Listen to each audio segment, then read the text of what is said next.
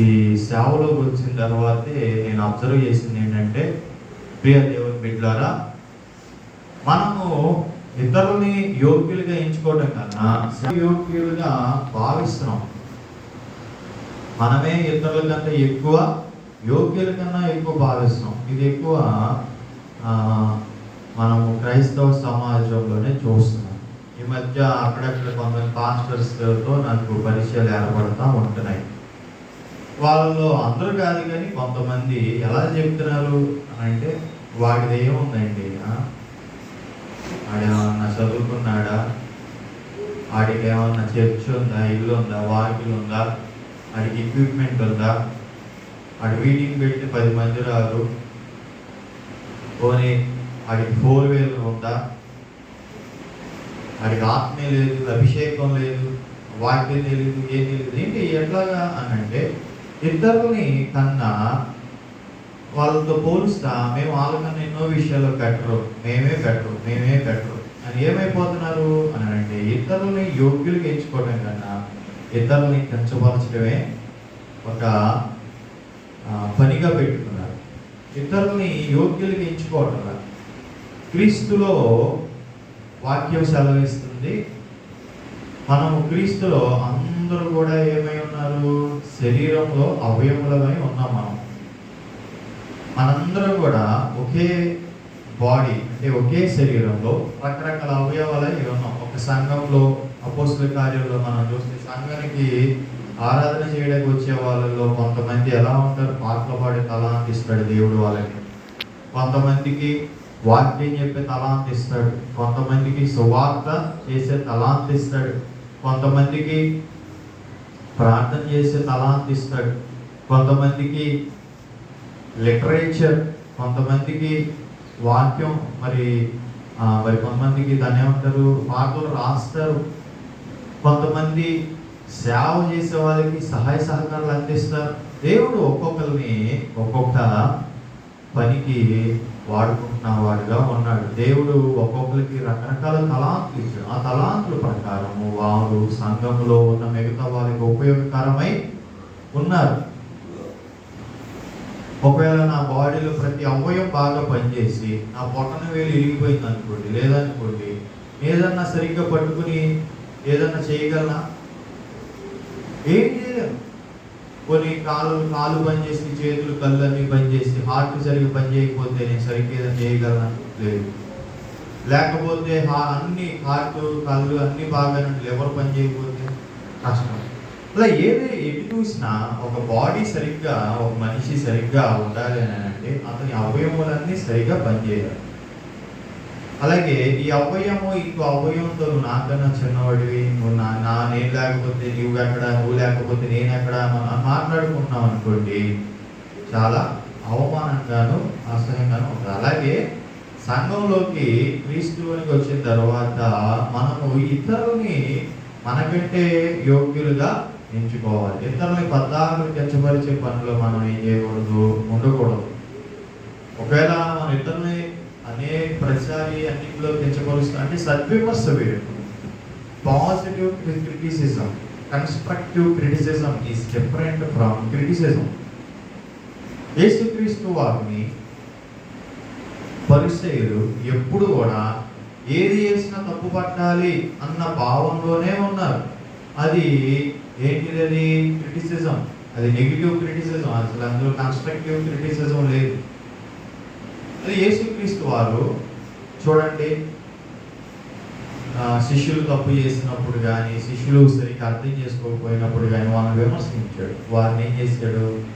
తర్వాత శాస్త్రుల పరిస్థితి సర్దుకైన యేసుక్రీస్తు వారు విమర్శించాడు వారు చేసే వాటిని.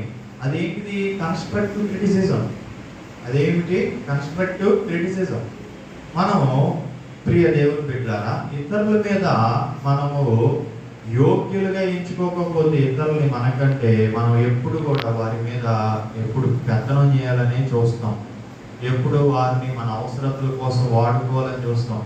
ఎప్పుడు వారిని దేవుడి దగ్గరికి మార్చడం కన్నా, అంటే దేవుడి దగ్గరికి నడిపించడం కన్నా వారిని మన దగ్గరికి ఎక్కువ నడిపించుకోవాలని చూస్తాం. ఏది?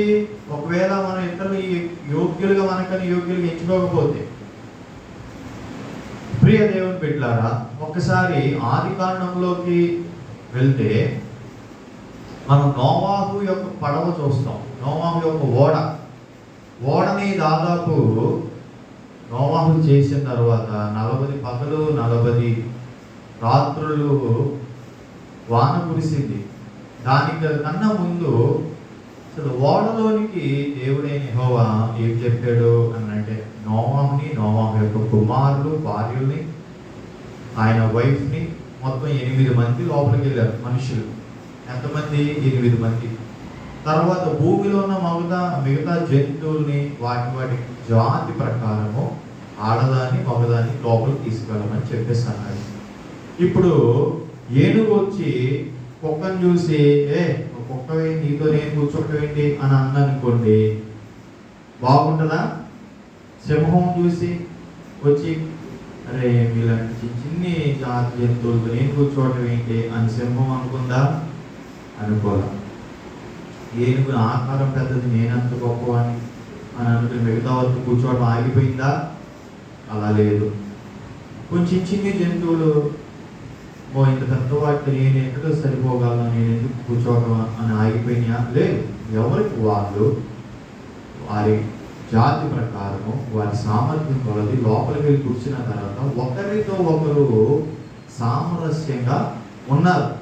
లేకపోతే వాళ్ళు 130 రోజులు అది మనం చూస్తే లోపల ఉన్నట్టు మనం చూడవచ్చు. 130 అనుకుంటే సుమారుగా రోజులు. లేకపోతే ఏమైపోయింది? పెద్ద పెద్ద గొడవలు అయిపోతాయి. ఇక నిన్నే ఒక ఫేస్బుక్ రీలో, యూట్యూబ్ షార్ట్లో ఎక్కడో చూసాను. ఈ ఫ్రీ బస్ వేసారు కదా, అమ్మాయి అంటే ఎవరో చున్నీ వేసుకుని కూర్చుందంట. ఎవరో అబ్బాయి వచ్చి కూర్చుంటారే, నేను నా తండ్రికి పుట్టాను, నా తండ్రికి పుట్టారా, నువ్వెవరోరా, నువ్వు వచ్చి కూర్చోడా. కానీ అంటే ఏం చేస్తున్నారు? ఒకరిని ఇంకొకరి గనుడిగా ఎంచుకోవడం కన్నా నేనే గొప్పవా అని అనుకుని గొడవ పెట్టేసుకుంటారు. అది గనుడుగా ఎంచుకుంటే ఏం చేసేవాళ్ళు? సరేలే కూర్చో, కొంచెం తర్వాత నాకు ప్లేస్ ఇవ్వు, మళ్ళీ నేను తర్వాత కూర్చుంటా, నీ ప్లేస్ ఇస్తాను, నువ్వు ఇవ్వు నా ప్లేస్ ఇవ్వు, ఇట్లా సామరస్యంగా మాట్లాడుకుంటారు. అలా లేదు అన్నమాట. నోవాహు ఓడలో చూస్తే జంతువులు ఒకరితో ఒకరు సామర్థ్యం, వారి యొక్క స్థాయిని, హెచ్చుని, తగ్గుల్ని, వారి యొక్క ఆకారాలన్నింటినీ, వాటి యొక్క కెపాసిటీని అన్నింటినీ పక్కన పెట్టి ఏం చేశారు?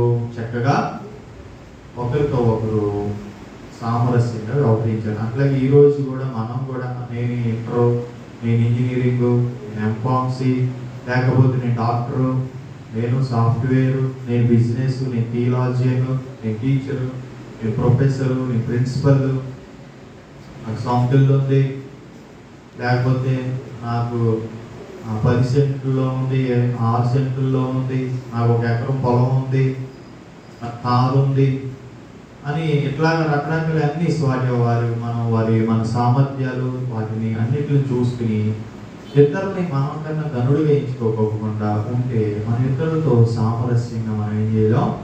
వ్యవహరించలేం.